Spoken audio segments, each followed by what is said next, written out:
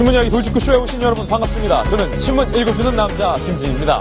오늘 문재인 대표가 대표직에서 물러날 것으로 보입니다. 잠시 뒤 저희 신문 이야기 돌직구쇼 생방송 도중에 문재인 대표의 신년 기자회견, 신년 연설을 생중계로 연결을 해드릴 텐데 그 자리에서 문재인 대표 과연 대표직에서 물러나겠다라는 의사를 밝힐지 관심이 주목되고 있습니다. 잠시 뒤 생중계 연결해드리겠습니다. 오늘자 조간신문 어떤 기사 쏟아내고 있는지 지금부터 저와 함께 하시죠. 먼저 동아일보입니다.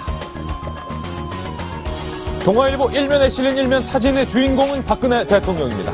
주소란의 서울 종로구 청와대로 박근혜 대통령이 6개 부처 업무 보고를 마친 뒤 판교역 광장에 민생 구하기 입법 촉구 1000만 서명 운동 행사자를 방문해서 시민들과 함께 이 서명 운동에 동참한 뒤에 주소란에 청와대 이렇게 적고 있는 그런 모습입니다. 국회를 압박하는 구체적인 액션, 행동에 대통령이 직접 나선 건데 이를 두고 여야 얘기가 많습니다. 잠시 뒤 자세히 다뤄보겠습니다. 다음 신문입니다. 이번에 한국일보입니다. 한국일보 2면 대만과 중국 그리고 한국 3개국을 동시에 달군 이 소녀 쯔위양. 견해 기획사들은 중국과 대만 리스크에 전전긍긍을 하고 있습니다. 걸그룹 트와이스의 멤버 쯔위가 방송에서 대만 국기 흔들었다가 중국과 대만 사이 정치적 논란에 휩싸이면서 파장이 커지자 불똥이 이 국내 연예계로 튀고 있는 겁니다. JYP 쯔위의 기획사 대표인 박진영 씨가 쯔위에게 사과를 시킨 것을 두고도 JYP를 제소하겠다 이런 움직임까지 지금 나오고 있어서 연예 기획사들 비상이 걸렸는데 잠시 뒤 자세한 내용 저희가 짚어보겠습니다. 다음 신문입니다. 이번에 조선일보입니다. 조선일보 일면에 실린 제목부터 보겠습니다. 국회를 건너뛴 대통령, 국회를 대통령이 건너뛰었다.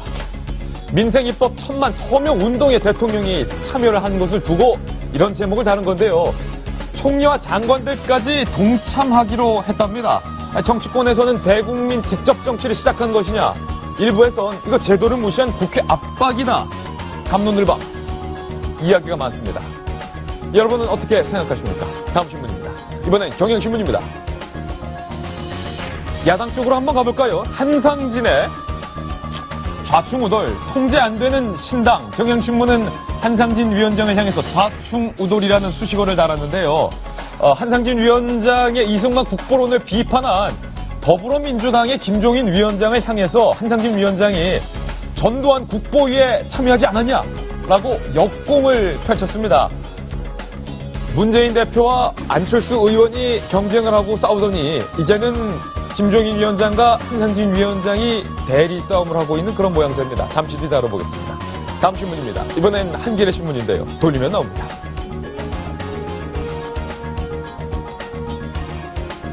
비속 사례. 2000년 이후 아동학대 사망 22건 중 법원은 살인죄 확정 22건 중에 법원이 살인죄로 확정 지은 건 단 2건에 불과했다. 유독 법원이 이 비속 사례에 관대한 것일까요? 다음 신문입니다. 네, 이번에 한겨레 신문인데요. 이병 통지서가 M1대로 날아들었습니다. 세월호 희생 학생에게까지 날아온 징병검사 통지서. 어찌 억울하게 하늘나라에 먼저 가 있는 아이들에게 군대 갈 신체검사 받으라는 영장을 보내나요? 학부모의 인터뷰입니다. 이외에 어떤 말이 더 필요할까요? 성의 있는 공무원들의 태도, 업무, 이런 자세가 필요한 것 아닐까요? 다음 신문입니다. 이번엔 중앙일보인데요. 돌리면 나옵니다. 중앙일보 만평입니다. 박용성 만평. 어제 박근혜 대통령 서명운동 동참한 것을 풍자하고 있는데 여당의 김무성 대표, 나도 친박 무성이라고 옆에서 같이 서명하고 있는 그런 모습인데 실제로 김무성 대표도 서명을 하진 않았지만 집권 여당 뭐하고 있냐, 중앙일보 만평은 말하고 있는 것 같습니다. 네, 오늘 신문 이야기 돌직구쇼 다양한 뉴스들 준비되어 있습니다. 그리고 문재인 대표의 대표직 사퇴, 신년 연설도 생방송으로 준비되어 있습니다. 오늘도 돌직구쇼는 여러분을 위한 쇼입니다.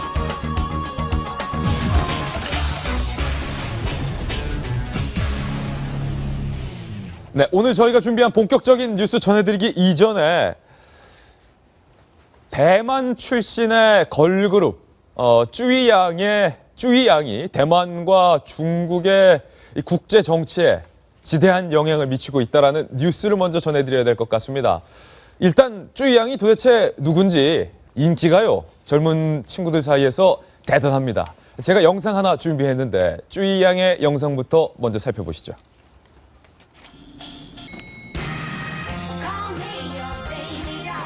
네, 국내 유명 통신업체의 TV CF 광고 모델을 독차지할 정도로 대단한 인기를 끌고 있는 얼굴도 예쁠 뿐더러 춤 실력도 확실하고 또 이 군살 없이 균형 잡힌 건강한 이 몸매로 많은 팬들을 이끌고 있는 대만 출신의 이 쭈이양, 그리고 그 쭈이양이 소속된 트와이스의 모습인데요. 그런데 이 쭈이양이 한 방송에서 본인의 출생 국가인 대만 국기를 흔들었는데 이게 사단이 난 겁니다. 저희가 만든 첫 번째 돌직구 신문으로 이어집니다.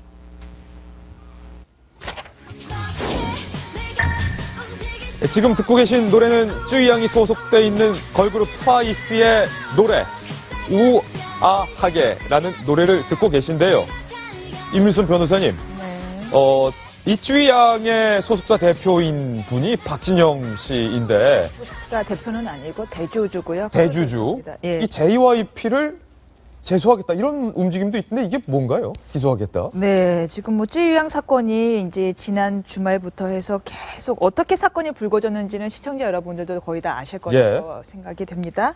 김재인 앵커도 잠깐 설명을 했었고요. 아무튼 이것이 중국 네티즌 사이에서 그래서 쭈이양이 대만 국기를 흔든 걸 가지고 워낙에 비판이 높아지다 보니까 박진영이죠. 박진영이 정확히는 프로듀서인데요. JYP의 박진영이 보도자료를 통해서 그리고 공식 홈페이지를 통해서 사과를 했습니다. 쭈이양도 영상으로 사과를 했죠. 그러니까 지금 그 얘기를 하려다. 예. 그러니까 본인만 사과를 했으면 상관이 없는데. 그러면 이렇게 문제가 커지진 않았을 것 같은데 그 다음에 쭈이양이 저렇게 이제 화장기가 전혀 없이 머리를 그냥 질끈 묶은 예전 이제 10대 소녀 같은 모습으로 나타나서 자신의 행동 경솔했고 자신은 중국과 대만이 하나의 나라라고 생각을 한다라는 거를 읽고서 있는 영상을 같이 공개를 한 겁니다. 예.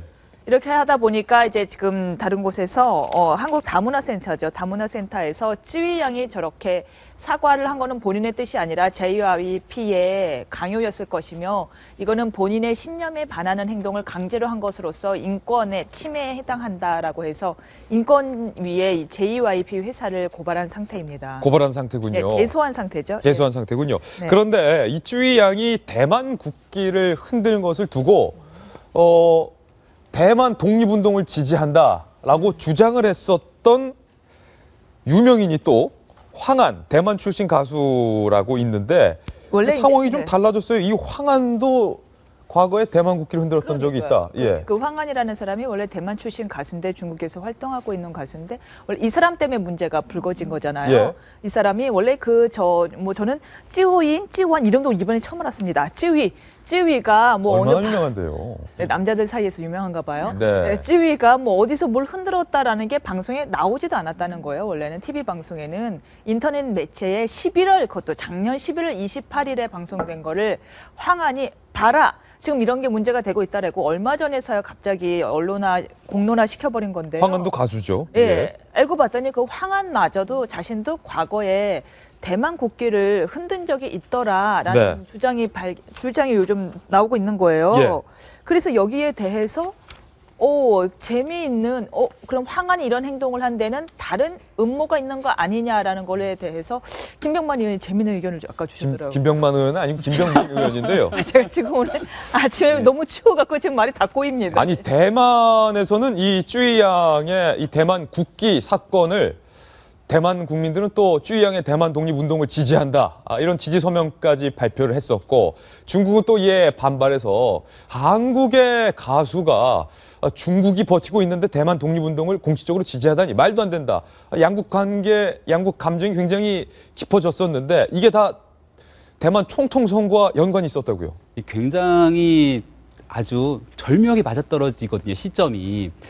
오늘자 서울신문에 음모론에 대한 기사가 드디어 나왔습니다. 저는 개인적으로 이 사건을 보면서 야, 이거 꼭 무슨 미국 정치 드라마에서나 볼 것 같은 얘기들이 벌어지고 실제 이런 사건들이 아주 짜맞히듯이 딱딱딱딱 맞아떨어지면서 결국 선거에서 큰 표차로 이겼거든요. 예. 대만 정서에 대해서 잠깐 설명을 좀 안 드릴 수가 없는데 대만 내에서는 크게 두 가지의 정서가 공존하고 있다는 겁니다. 예. 하나는 양안 관계를, 그러니까 중국과 대만이 결국은 하나의 중국에 속한 부분이기 때문에 언젠가는 다시 합칠 국가로 보고 있는 정서가 있는 거고요.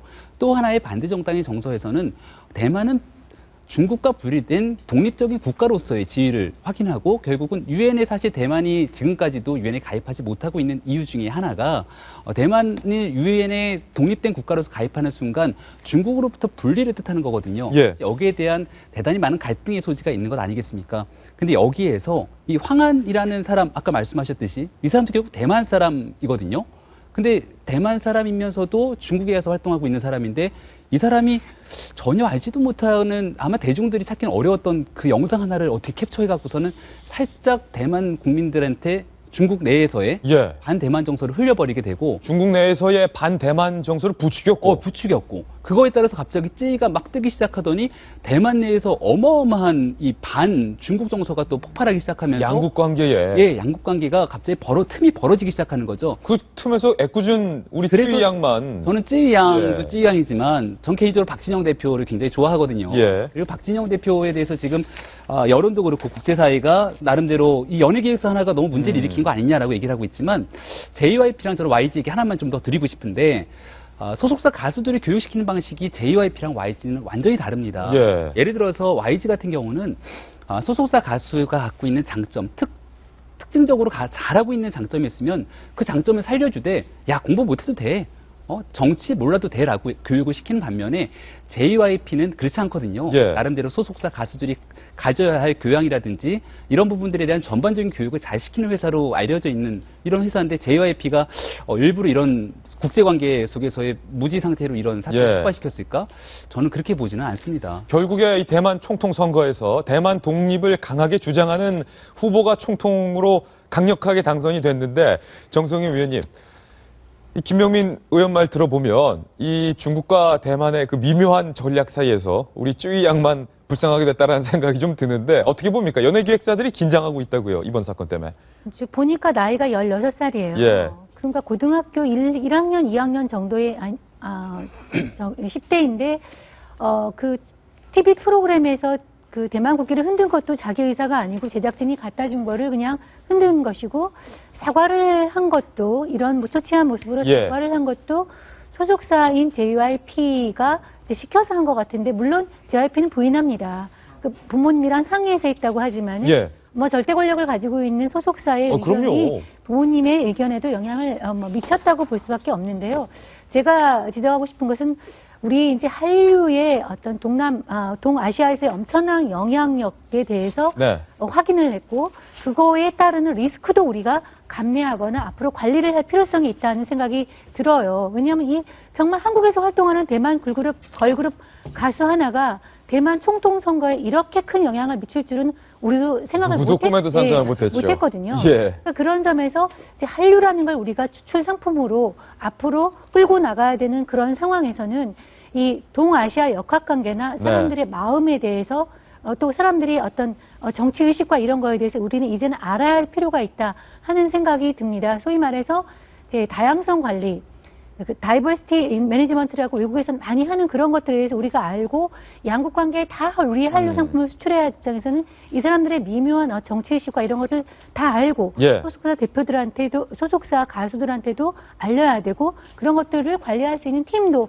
따로 있어야 된다고. 안 그러면 우리 한류 자체가 큰 역풍에 직면할 수 있다는 걸 우리가 좀 알 필요가 있겠습니다. 예, 이 쯔위 양의 사과 영상까지 우리가 첫 소식으로 다뤄봤습니다. 이번엔 저희가 준비한 본격적인 돌직구 신문을 이동해 보겠습니다. 만나보시죠. 박근혜 대통령이 거리로 나서서 서명 운동에 동참을 했습니다. 국회가 경제활성화 법안 등등 제대로 입법 활동을 하지 않고 있다. 국회의 입법 활동을 촉구하는 시민들의 서명 운동에 박근혜 대통령이 대통령의 자극으로서 이 동참을 한 건데 오늘 조간신문들의 사설은 현재 대통령이 시민운동에 참여한 건 극히 이례적이다. 이렇게 논평을 하고 있습니다. 박근혜 대통령의 발언부터 직접 한번 들어보시죠. 저기 답답하시면 이런 서명운동까지 걸리시겠습니까? 이게 저도 이제 그 노동개혁법, 경제활성화법, 또 테러법 전부 좀 빨리 통과시켜달라고 했는데도 안 돼서 너무 애가 탔는데 그래서 힘을 보태드리려고 이렇게 오늘 참가를 하게 됐고요. 대통령이 잇따른 국무회의와 또 대국민 연설 등을 통해서 국회를 강하게 압박해 왔습니다. 경제활성화법, 노동개혁법, 대테러 방지법 통과시켜달라.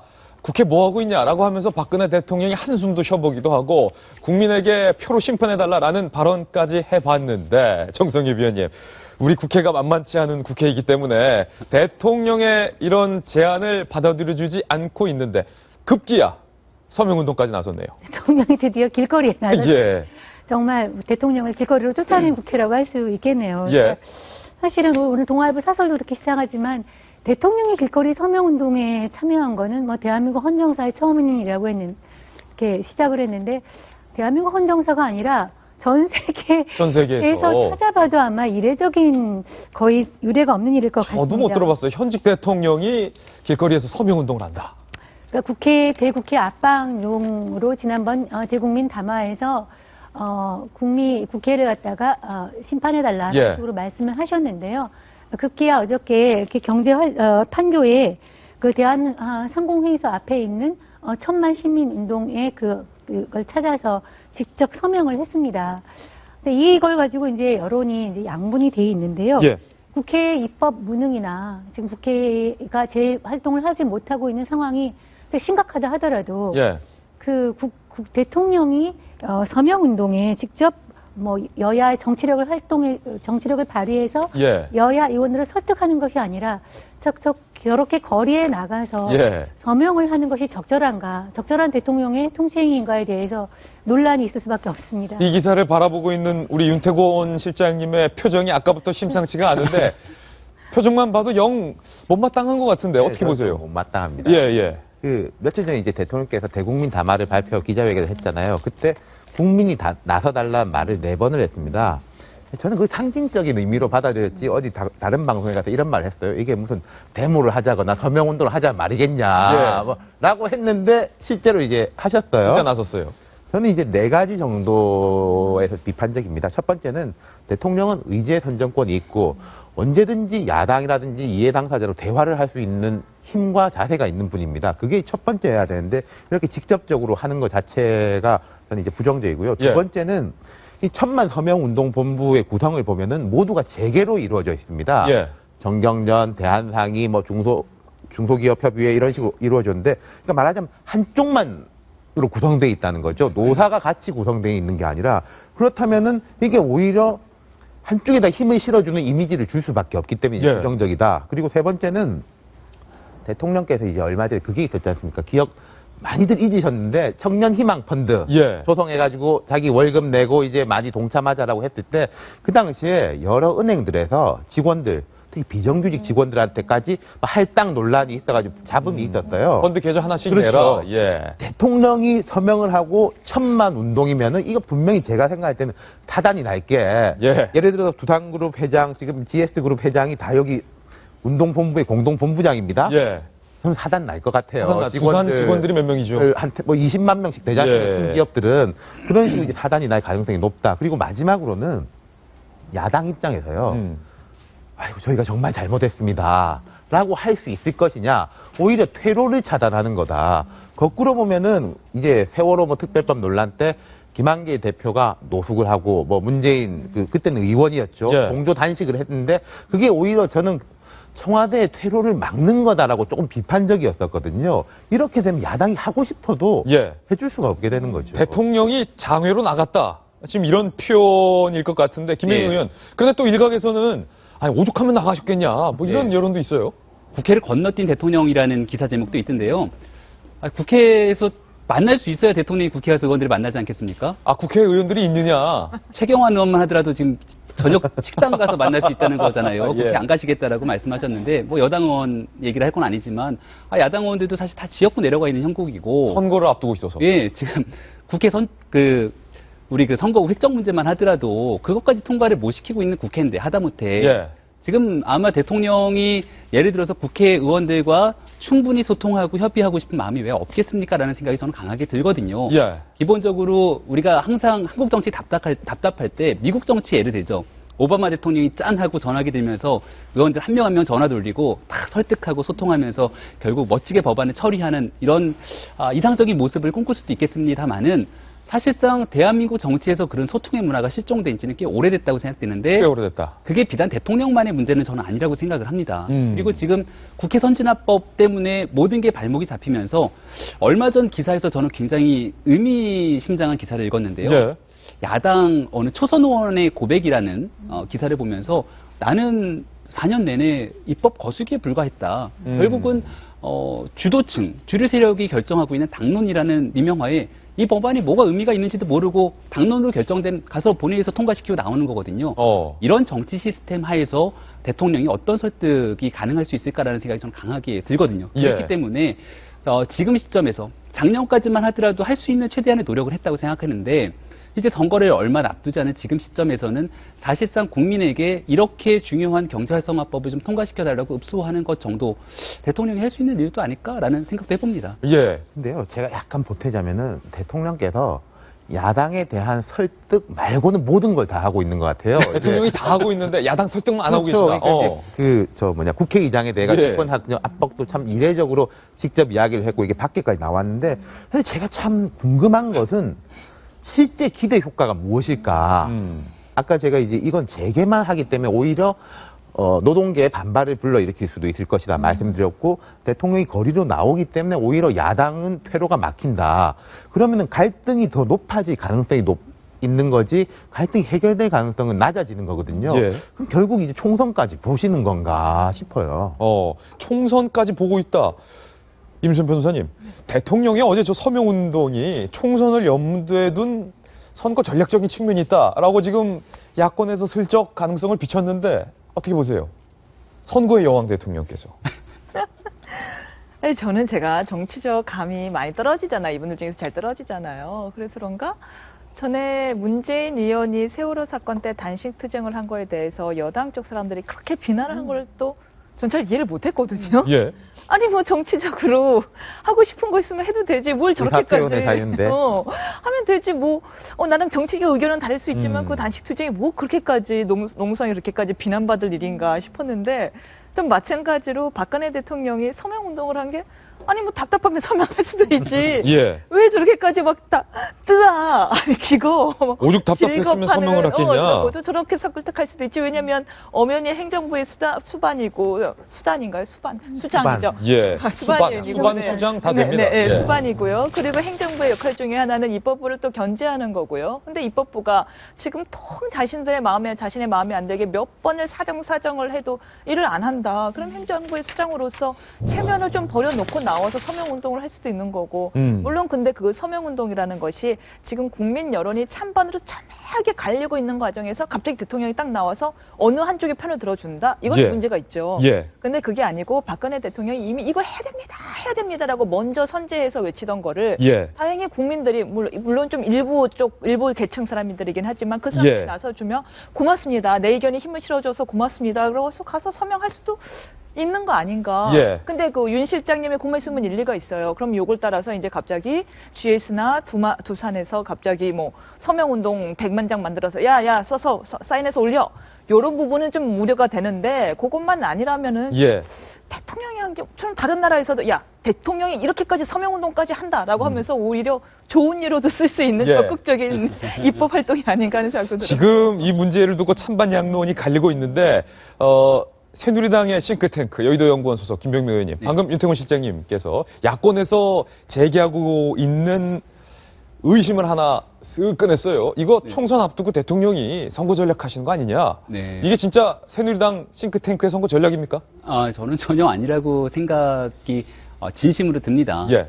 이게 만약에 지역 단위 선거였으면요, 충분히 의심을 할 수 있는 게, 서명운동을 하면은 이름이랑 그리고 전화번호, 주소를 적지 않습니까? 사실상 정치라는 사람들이 길거리 나와서 서명운동 받는 경우에 이걸 가지고 선거에 활용하려고 하는 사람들이 굉장히 많이 있습니다. 근데 대국민 서명운동을 갖고 저는 이거를 총선 전국에 활용할 수 있을 거다. 뭐 DB 활용 이런 것들은 아닐 거라고 보고요. 예. 두 번째로 말씀하신 것처럼 정치적인 국면에서 결국은 야당과 국회 전체를 압박하면서 대통령 주도의 전국을 이끌어갈 것이 아니냐라고 하는 뭐 총선 전국을 얘기할 수도 있는데 새누리당 입장에서는 사실 당연한 일이라고 생각을 하는 게요. 어저께 김무성 대표 신년 기자회견에서 얘기했던 첫 번째 화두도 결국은 경제였고 일자리입니다. 그래서 이 경제와 일자리에 대해서 집권 여당과 새누리당이 줄기차게 목소리를 외치고 얘기하는 거는 이건 선거 전략이 아니라 그냥 당연히 해야 될 책무를 하는 거라고 보거든요. 당연히 해야 될 책무다. 야당. 그렇죠.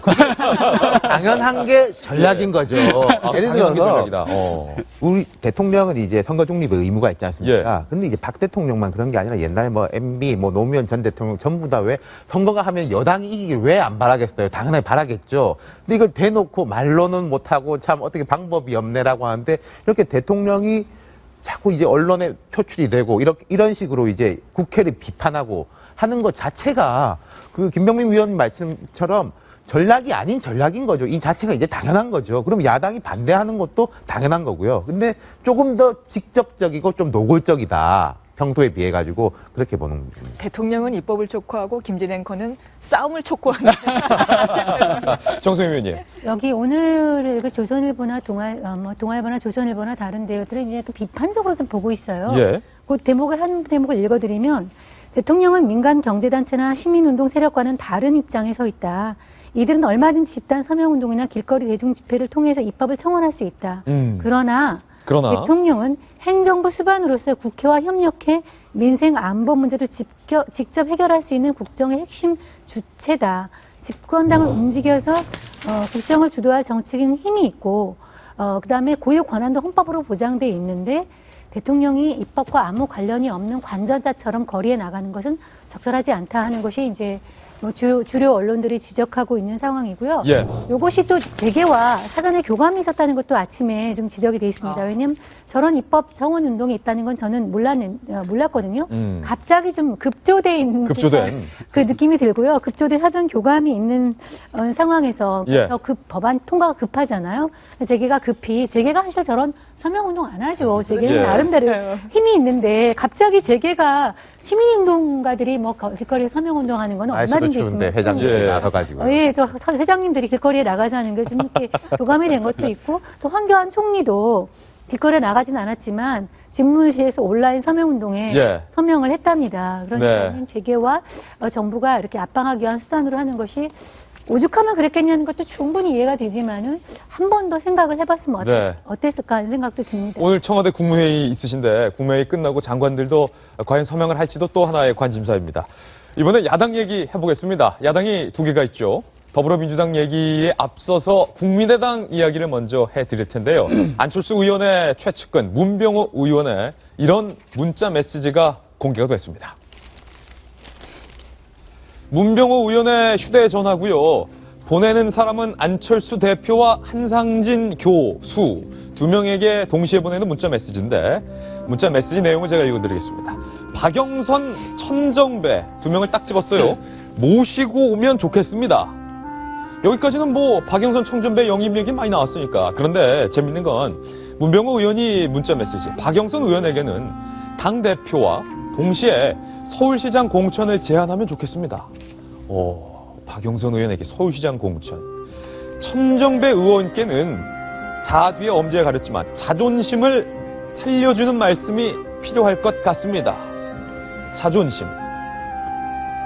천정배 의원한테는 뭐 잇따른 자리는 안 줬어요. 자존심만 살려주는 말씀이 필요할 것 같다. 큰 틀에서 보면 두 분의 다 대세에 지장이 없다고 봅니다. 새로운 역사는 민중이 쓰는 것이지 상층부 몇몇 사람이 쓰는 건 아니니까요. 이 부분이 저는 참으로 묘한 뉘앙스를 주고 있습니다. 상층부 몇몇 사람이 쓰는 게 아니니까요.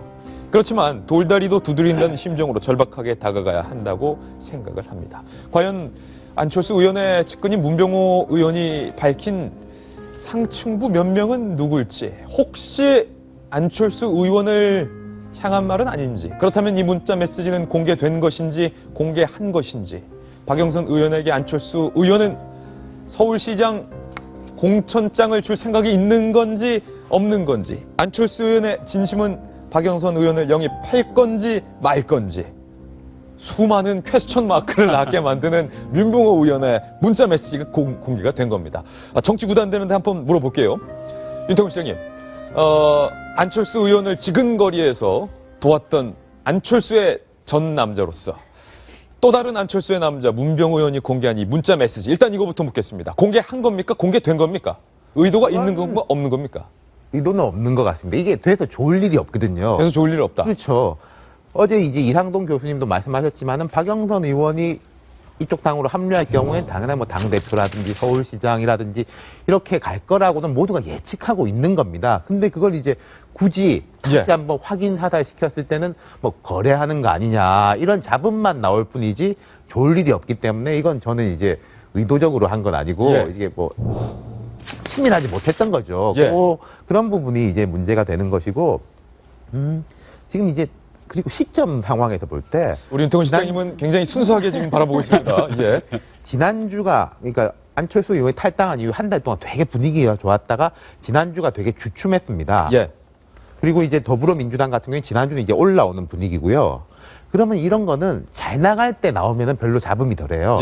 근데 못 나갈 때 나오면 이게 못 나가니까 뭐 이렇게 저렇게 다 매달리는구나 라는 느낌을 줄 수밖에 없는 거거든요. 그렇기 때문에 저는 의도적으로 한 게 아니라고 보는 거죠. 정성 의원님. 조금 생각이 다른데요. 조금 생각이 다르다. 이제 우선 이 각도를 보면 굉장히 근접 촬영이 되어 있습니다. 이거는 옆에 와서 어떻게 이렇게 카메라가 잘 찍죠? 이렇게 멀리서 망원 렌즈로 이렇게 찍으면 이렇게까지 자세하게 안 나오는데 이렇게 아마 이랬을 것 같아요. 문 의원 그거 잠깐만 보여줘요. 이렇게 했을 때 보여줘서 이렇게 그 기자가 찍지 않으면 이렇게 선명하게 나오기가 좀 어렵고요. 공개된 게 아니라 공개한 거다. 각도가.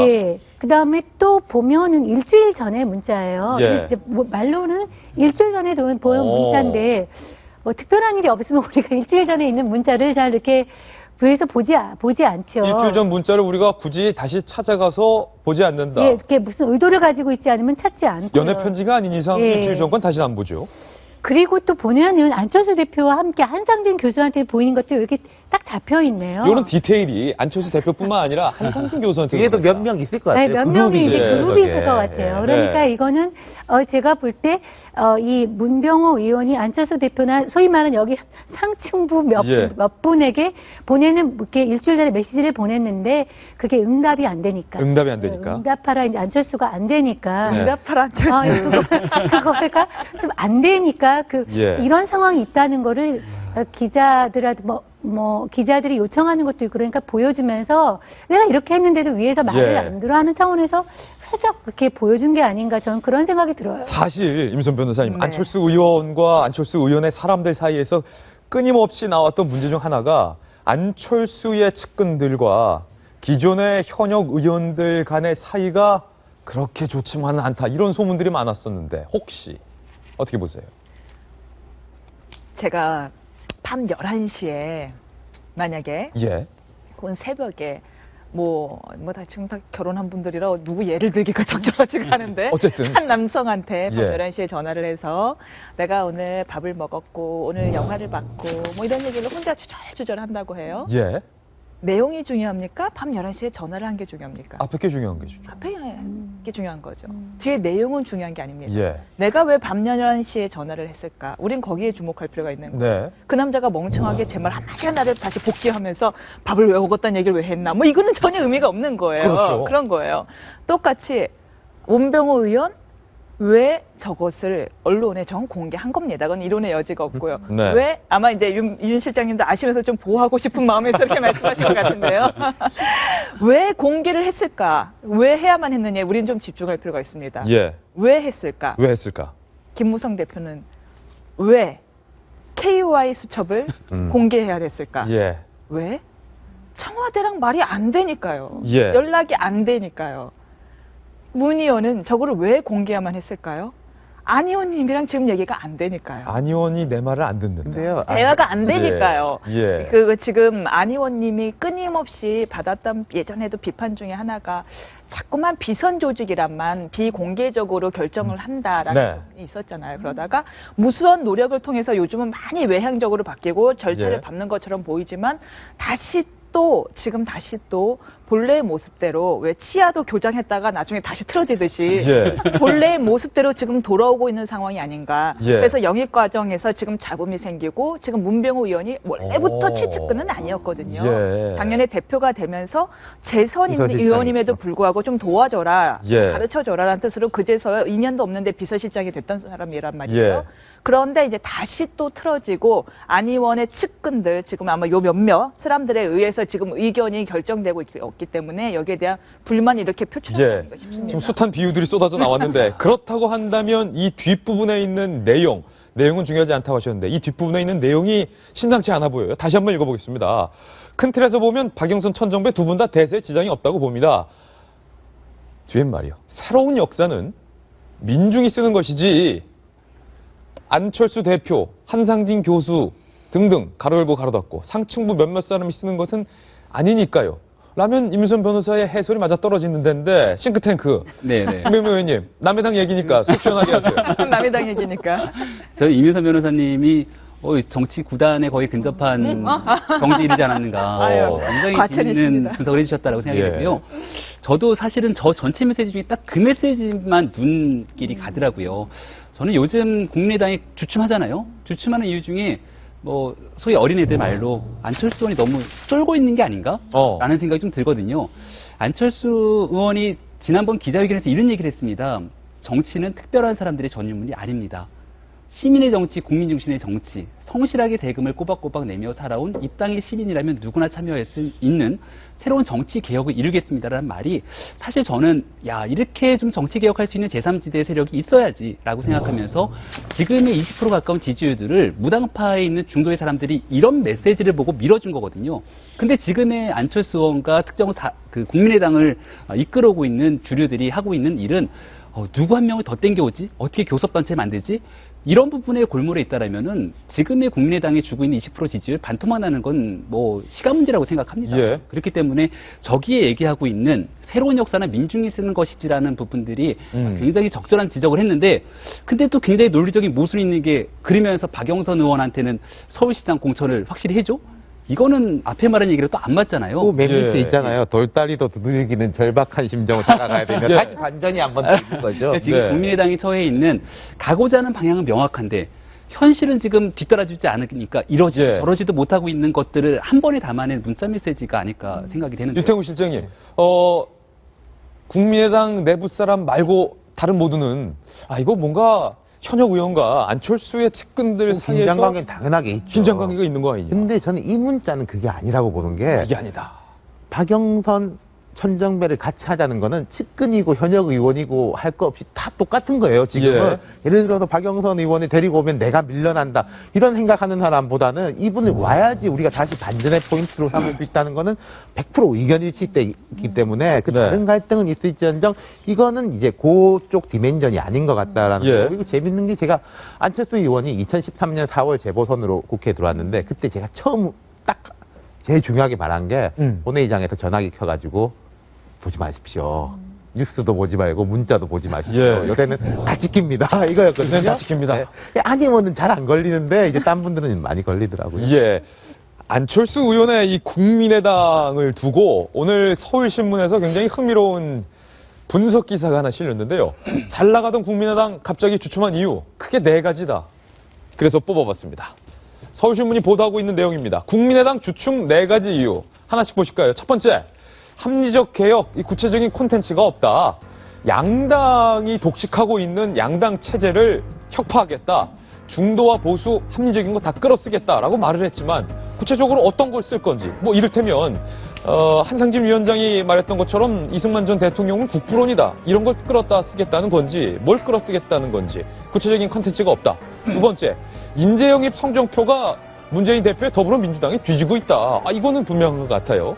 세 번째, 창준이 안 위원회 측근 그리고 현역 의원 간의 갈등설, 방금 봤던 그 문자 메시지, 문병호 의원과 안철수 의원의 사람들과의 이 갈등설이 그렇게 표출되는 건 아니냐. 네 번째, 안철수 의원이 비전 대시 등 리더십이 부족하다. 뭐 이 이야기는 예전 대선부터 나왔습니다만 요즘 안철수 의원이 리더십과 관련해서 달라졌다. 이런 얘기도 나오고 있는데 정성희 의원이 결국 관건은 이건 것 같습니다.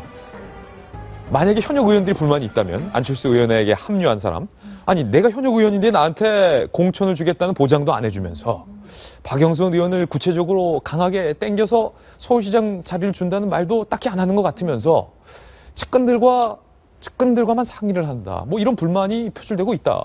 지금도 그렇다는 지금 거죠. 문자 메시지 얘기가 이 세 번째 해당되는, 보니까 이제 그러네요. 그런 것 같아요. 그 안철수 의원을 둘러싸고 있는 이제 비선 그룹과 데리고 온 현역인들과의 갈등 관계가 이렇게 표출된 것이 그 문자 메시지 하나인 것 같은데요.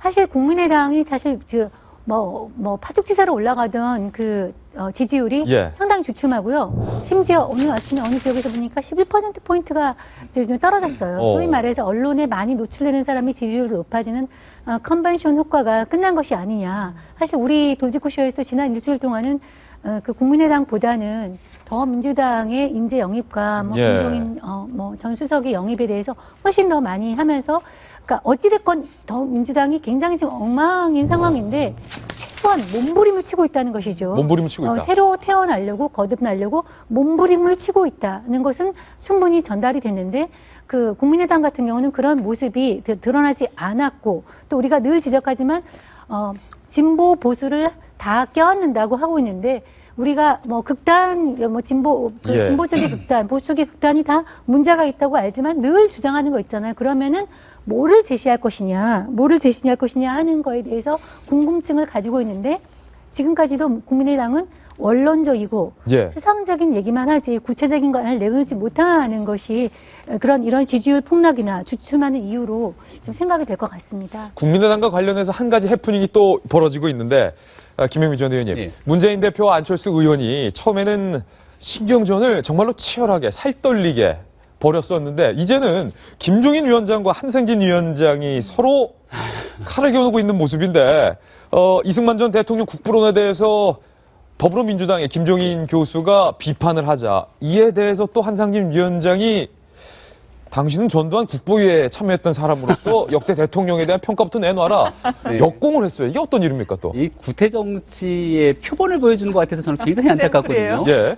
사실상 본인 발언에 대해서 문제가 있으면 저는 이제 이런 생각이 드는 게, 정치 구단과 정치 초짜의 차이는 위기가 왔을 때 그 위기를 어떻게 극복하느냐에 있다고 보거든요.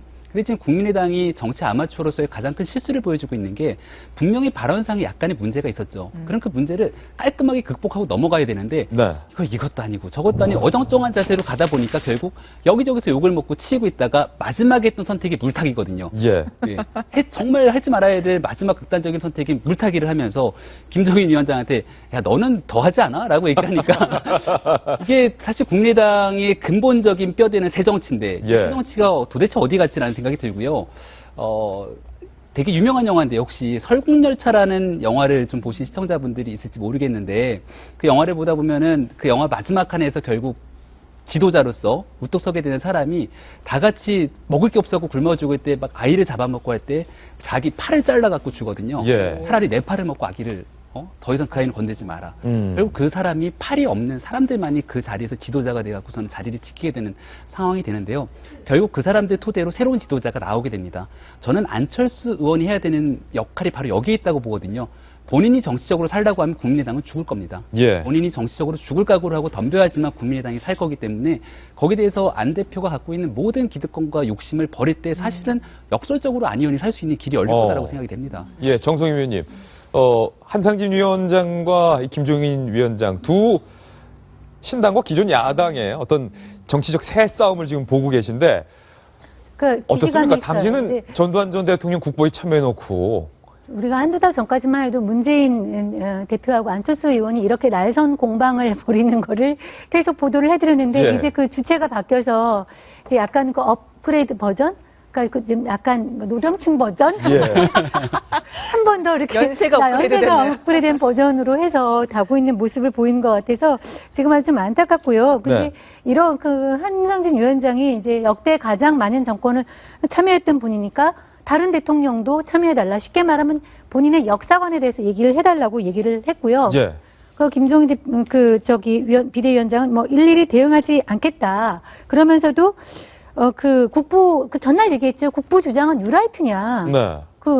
한상진 뉴라이트의 측에 섰냐 이렇게 비판을 하고 있습니다. 예. 저는 이제 정치에 있어서 아까도 우리가 했지만 미래의 이 정당이 어디로 갈 것이냐를 가지고서 정책 경쟁을 해야지. 예. 네 역사관이 뭐냐, 네 생각이 뭐냐, 네 가치관이냐 하고 과거 퇴행적으로 사람을 공격하는 것은 네. 서로 죽는 게임이다 이런 생각이 들고 그것은 한상진 위원장이 좀 이렇게 누군가의 과실을 예. 좀 더 얘기를 하냐면은 정치인으로서는 이제 아직 정치인이 예. 아닌 교수 출신의 한상진 위원장에서 약간 아마추어적인 그런 것이 이렇게 나타나고 있고 서로에게 바람직하지 않다. 그렇게 생각합니다. 이게 윤태곤 씨는 굉장히 흥미로운 부분이 한상진 위원장이 이렇게 발끈을 할 수밖에 없었던 것이 김종인 교수가 민감한 부분을 건드린 거예요. 안철수 의원의 국민의당이 안 그래도 정체성 논란이 벌어지고 있는데 이 합리적 개혁 구체 콘텐츠가 없다. 진보냐 보수냐 이 갈림길에서 도대체 정체성이 뭐냐라고 공격을 받고 있는 와중에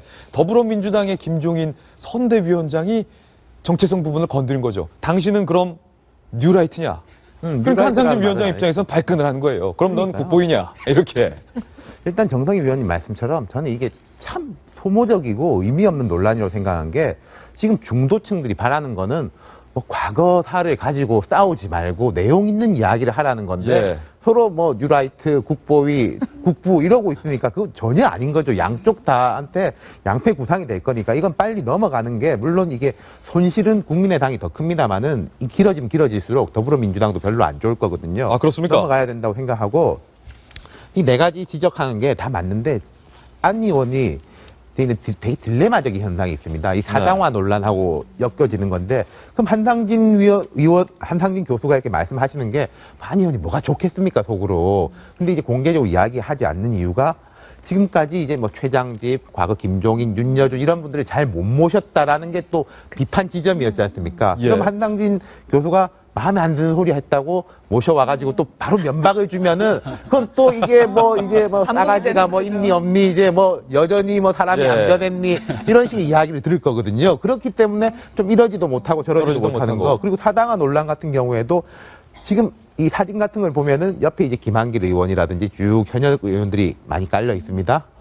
사당화 논란을 피하기 위해 가지고 그렇게 같이 이제 항상 행보를 같이 하는 건데 근데 또 지지자들 일부는 이게 무슨 새정치냐. 뭐 측근이 됐건 뭐가 됐건 좀 새 사람, 젊은 사람으로 좀 옆을 깔아라. 이런 요구가 있는 건데 그러면은 또 이게 뭐 팽시키니 사람이 예. 의리가 없니 이런 이야기가 나올 거기 때문에 의리와 실제, 명분과 실제에서 잘 될 때는 그러니까 이거 결국 답은요. 안철수 의원의 지지율이 높아지는 것밖에 없습니다.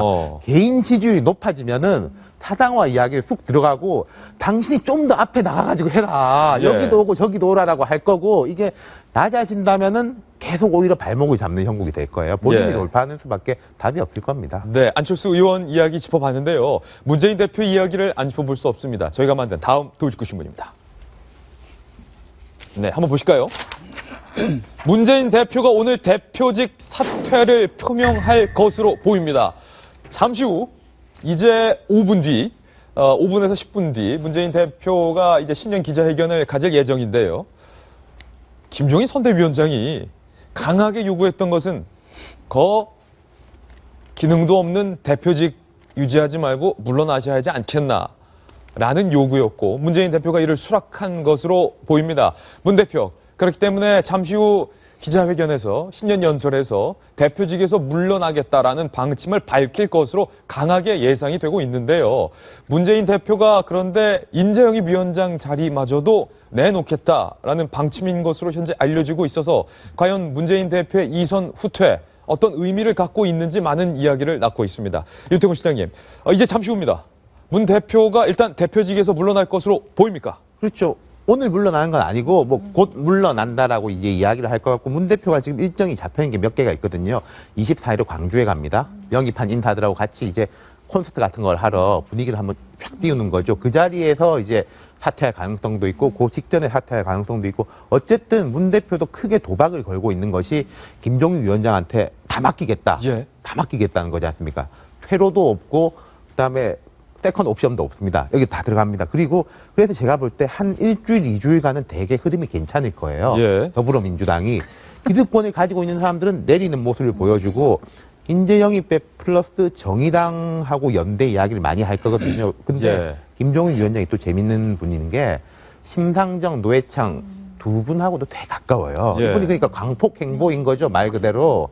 예전에 제가 알기로는 심상정, 노회찬이 두 분한테 민주당에 가라 이런 이야기도 많이 했어요. 왜냐하면은 민주당에 그 제대로 된 사람들이 없기 때문에 당신들 정도면은 다 이렇게 할 수 있다. 그런 예. 권유까지 할 사이기 때문에 김종인 위원장이 그러니까 안철수 진영을 뺀 나머지하고는 이렇게 소통을 하려는 예. 모습을 보일 겁니다. 그런 식으로 이게 좋을 건데 근데 이제 한 2주, 3주가 지나가지고 실제 현역 의원들을 뭐 어떻게 한다. 네. 지금 안철수 국민의당에서도 현역 의원 공천권 보장 안 되는 것 때문에 결국 사단이 나는 거잖아요. 사단이 나고 있는 거죠. 그럼 이게 주류 현역 의원들 뭐 당신은 뭐 집에 가라, 뭐 경선을 할 게 아니라 이런 사람은 바로 잘라야 된다. 이런 이야기를 분명히 할 거거든요. 예. 그때를 어떻게 넘기느냐. 그게 관건이죠. 바로 이 부분인데 김병민 의원님. 네.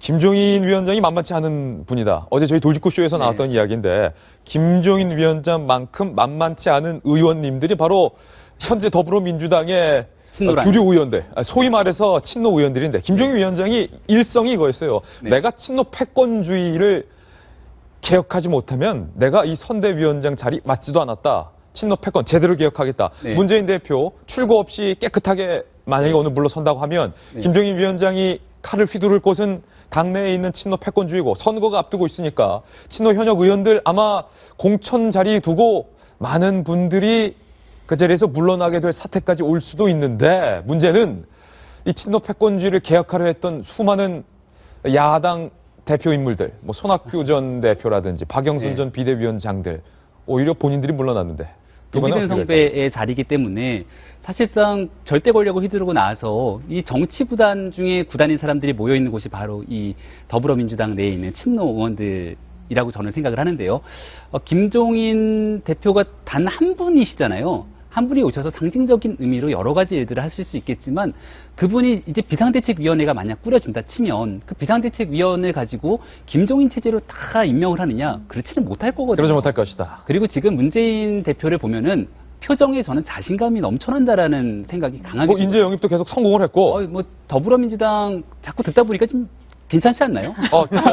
듣다 보니까 당명도 괜찮고 그리고 저는 마케팅 좋다 생각됐던 게 거래가 현수막 보다 보니까 평화와 더불어민주당, 뭐와 더불어민주당, 국민과 하면서 더불어민주당. 이런 여러 가지 컨셉 그리고 디자인적 요소들도 사실 국민의당이랑은 좀 이런 말씀드리기 죄송하지만 게임이 안 돼요. 그러니까 60년 역사와 전통을 가진 정당은 뭐가 다르구나라는 생각이 들 정도로 뚝심 있게 버텨낸 결과 그 모든 자신감의 결과물이 바로 문재인 대표가 딱 김종인 위원장한테 다 맡기고 나는 후퇴하겠다. 하지만 그럼에도 불구하고 문재인 대표에 대한 이 입지는 전혀 흔들림이 없을 것 같고요. 없을 것 같다. 결국 그걸 토대로 자신감 있게 전국을 돌아다니면서 본격적인 대선 행보에 나서는 게 아닌가. 이렇게 볼 수 있지 않겠습니까? 자꾸 보다 보니까 더불어민주당이 정감 있게 들린다. 이런 분석까지 해놨는데 이게 새누리당 싱크탱크 출신이 한 말인데 정 의원님 만약에 그렇다면 결국 김종인 위원장에게 자리를 내어주는 그런 모습 그리고 나는 기득권을 다 내려놓는 모습. 하지만 김병민 전 의원의 예상대로 문재인 대표는 본격적인 대선 행보를 자신 있게 걸어간다면 저는 하여튼 총선 전후에서 한번 그 김종인 비대위원장 체제하고 지금 현재 그 문재인 대표를 둘러싸고 있는 친노 그룹하고의 충돌이 한두 번은 불가피할 거라고 큰 충돌이 있을 것이다. 왜냐하면 우리가 여러 번 지적했지만 김종인 수석은 국보위부터 시작해서 여러 당에 대해서 했지만 본인의 키워드는 딱 하나예요. 경제 민주화를 화두로 잡고 평생을 살아왔거든요.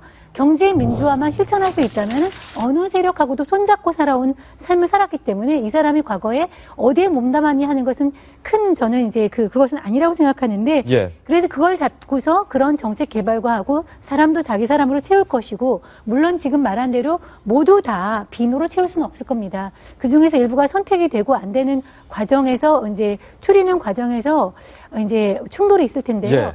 이 친노 진영에서 물론 지금은 뭐 정청래 의원도 얘기한 대로 예. 뭐 환영한다라고 얘기를 했지만 정말 그 칼날이 자기로 올 때는 결코 호락호락하게 쓰러질 사람들이 아니죠. 예. 그리고 또 성공적으로 지금 와서 김종인 그 위원장이 와서 성공적으로 당을 바꿔서 그 모습을 보이고 그 성과 당이 달라진다는 걸 보인 다음에 친노 그룹이 어떻게 쿠데타를 일으켜서 예. 쫓아낼 수도 그거는 알 수 없는 일인 그러니까 거예요. 한 가지 또 포인트가 있는 게요. 네. 지금 그 선대위원으로 거론된 인물들이 있습니다. 양향자 상무, 표창원 경찰대 교수, 이수혁 국정원 2차장, 이제 신인으로는 그렇게가 거론되고 다 문재인 대표가 영입한 박병석 인물들이에요. 의원. 그러니까 신주류가 형성될 가능성이 있다는 거죠. 예. 그분들을 중심으로.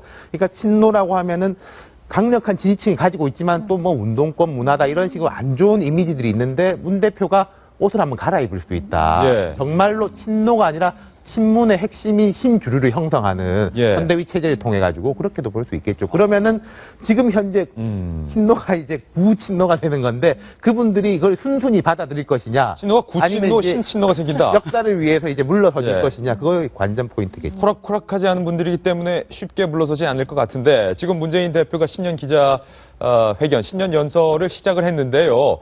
문재인 대표가 과연 어떤 이야기를 할지 저희가 잠시 후에 계속 연결해 보겠습니다. 지금 제 밑에 조그맣게 나가고 있는데 현재는 뭐 인사말 정도 하고 있는데 문재인 대표가 대표직에서 사퇴할 것이다. 선대위가 안정되면 대표직에서 물러날 것이다. 라는 내용을 잠시 뒤 밝힐 예정이라는 취재 기자의 긴급한 연락이 왔습니다. 결국 윤태곤 실장님, 문재인 대표는 오늘 기자회견을 필두로 대표직에서 물러나는 모양새를 취하면서 전권을 김종인 위원장에게 위임을 할 것으로 보이는데 박영선 의원의 깊은 고민이 바로 이거거든요. 그렇죠. 내가 그러면 김종인 위원장 믿고 이 당에 남아서 뭔가 큰 정치를 할 수 있을까? 친노 의원들에 대항해서 김종인 위원장이 박영선 의원도 내가 무조건 선대위에 넣을 거야라고 이야기를 했거든요. 근데 아까 제가 말씀드린 신주류가 또 형성이 되는 거지 않습니까? 그 중에서 이게 좀 도토리 역할을 할 수도 있다. 본인이 이제 그런 부분도 걱정이 될 거예요. 물론 이제 김종인 위원장은 당신이 또 신뢰할 만한 사람을 추천해서 같이 들어와라고 또 분명히 이제 또 하나를 제안을 하겠죠. 그럼 박 의원이 이제 머리가 아파지는 거죠. 예. 그렇다면은 김명준 의원님, 예.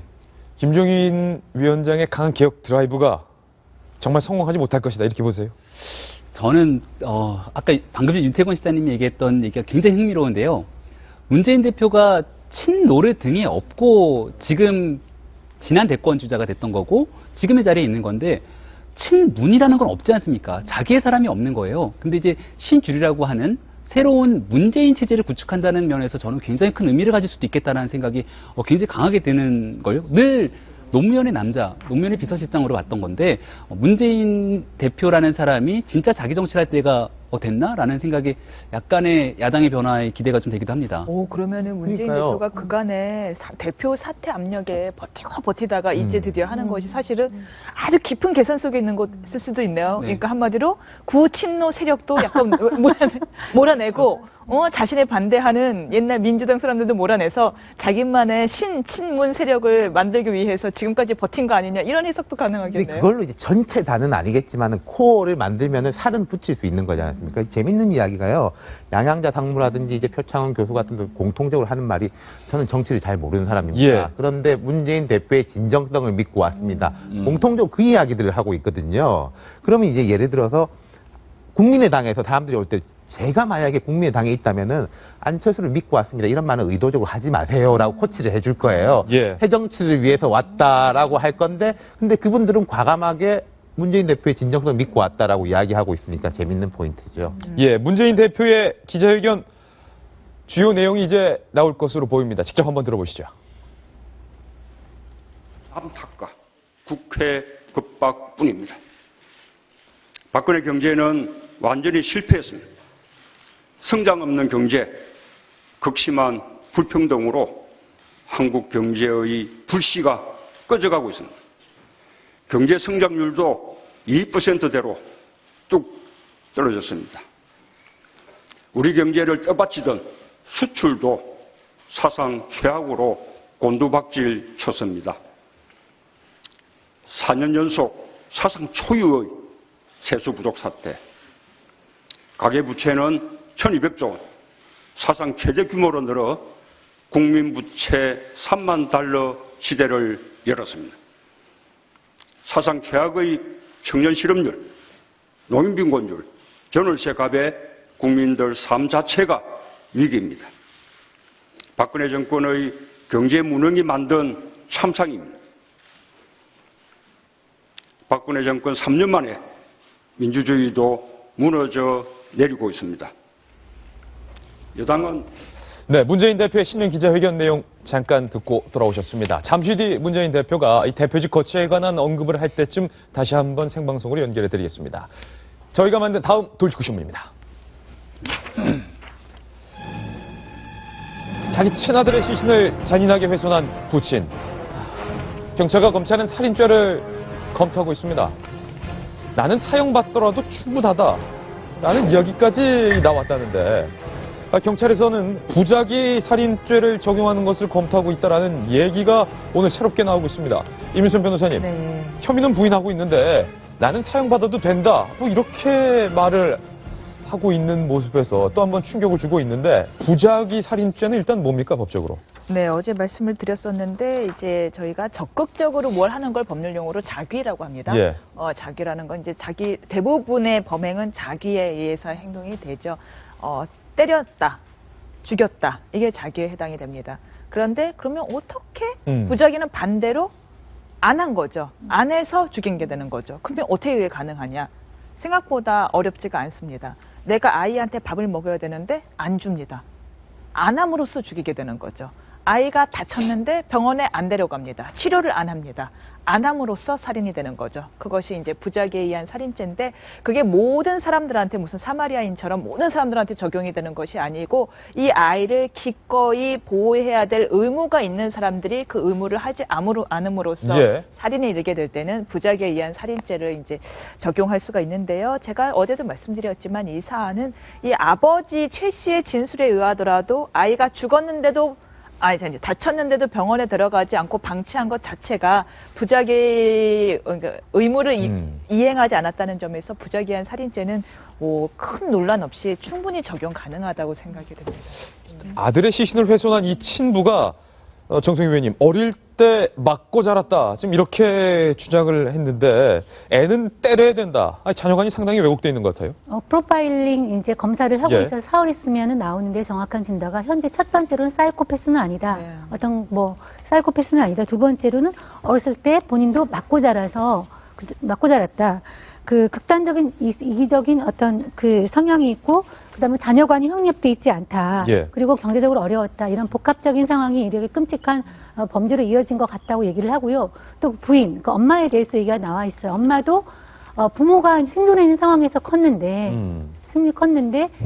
무관심과 방임성에서 엄마도 자랐고 남편과의 분리불안 증세가 있다. 제가 어저께 의존적 성향이 있는 것도 말씀을 드렸는데 모성이 보통 그런 걸 이기거든요. 예. 편해요. 모성은 모든 걸 이기는데 그런 모성보다도 남편에 대한 분리불안을 더 분리가 안 되는 거를 남편과 떨어져 있는 거를 걱정할 정도로 되게 미숙한 성향인 것 예. 같다는 것이 오늘 이렇게 진단에서 나오고 있습니다. 예, 이 경찰이 구체적인 내용을 밝히면 그때 가서 정확한 내용 다시 한번 전해드리겠습니다.